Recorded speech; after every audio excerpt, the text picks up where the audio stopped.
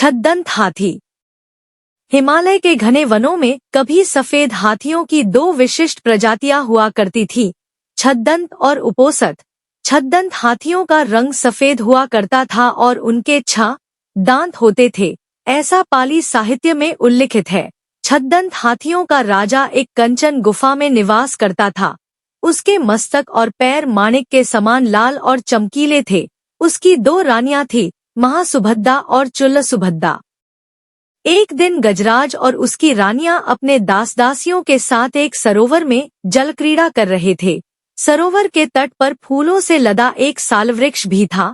गजराज ने खेल खेल में ही साल वृक्ष की एक शाखा को अपनी सूंड से हिला डाला। संयोगवश वृक्ष के फूल और पराग महासुभद्दा को आच्छादित कर गए, किंतु वृक्ष की सूखी टहनियां और फूल चुल्लसुभद्दा के ऊपर गिरे। चुल्लसुभद्दा ने इस घटना को संयोग न मान स्वयं को अपमानित माना। नाराज चुल्लसुभद्दा ने उसी समय अपने पति और उनके निवास का त्याग कर कहीं चली गई। ततः छद्दंतराज के अथक प्रयास के बावजूद वह कहीं ढूंढे नहीं मिली। अगर आप चैनल पे नए हैं तो सब्सक्राइब जरूर कर लें। कालांतर में चुल्लसुभद्दा मरकर मध्य राज्य की राजकुमारी बनी और विवाहोपरांत वाराणसी की पटरानी।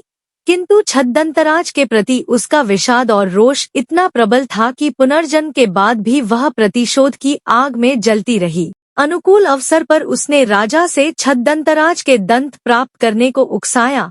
फलत राजा ने उक्त उद्देश्य से कुशल निषादों की एक टोली बनवाई, जिसका नेता सोनुत्तर को बनाया।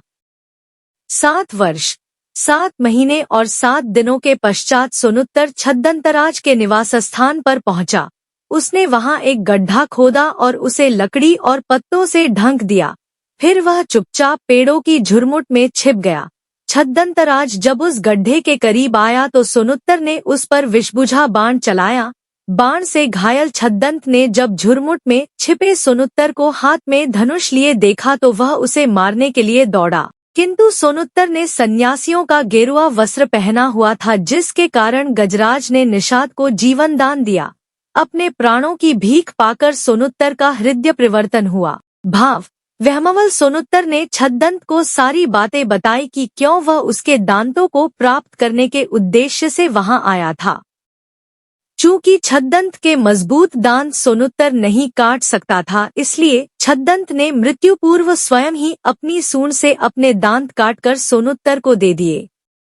वाराणसी लौटकर सोनुत्तर ने जब छद्दंत के दांत रानी को दिखलाए तो रानी छद्दंत की मृत्यु के आघात को संभाल न सकी और तत्काल मर गई।